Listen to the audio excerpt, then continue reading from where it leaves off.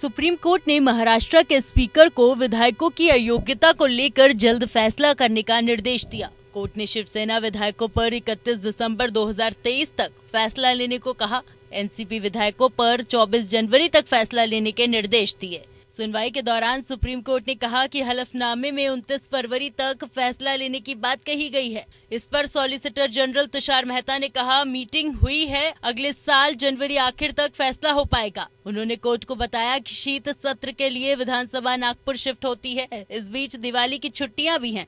विधानसभा का शीत सत्र 7 दिसंबर से शुरू होने वाला है। ये 20 दिसंबर तक चलेगा। सुनवाई के दौरान सीजेआई ने कहा कि अगर स्पीकर के पास टाइम नहीं है तो हम सुन सकते हैं। अनंतकाल तक या अगले चुनाव की घोषणा तक चीजों को लटकाकर नहीं रखा जा सकता।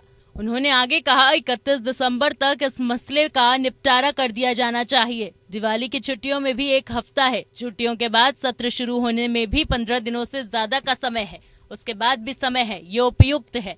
एसजी तुषार मेहता ने कहा कि 31 जनवरी से पहले निपटने को कहना अव्यवहारिक होगा। सुप्रीम कोर्ट ने महाराष्ट्र विधानसभा सचिवालय का निर्देश दिया कि अनुसूची 10 के तहत स्पीकर के अधिकारियों के जरिए एनसीपी और शिवसेना के बागी विधायकों के खिलाफ लंबित अयोग्यता की कार्यवाही पर सुनवाई पूरी कर 31 दिसंबर तक आदेश जारी किया।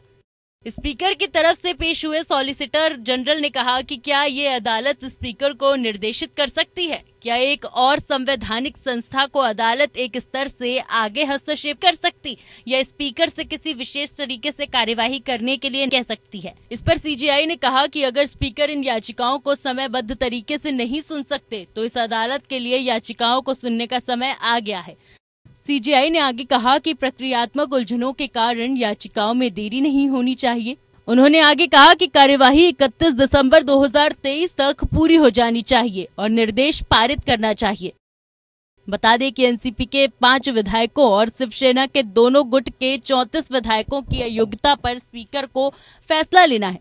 सुप्रीम कोर्ट ने शिवसेना के 34 विधायकों की अयोग्यता मामले को ग्रुप ए में रखते हुए इसका निपटारा 31 दिसंबर तक करने को कहा।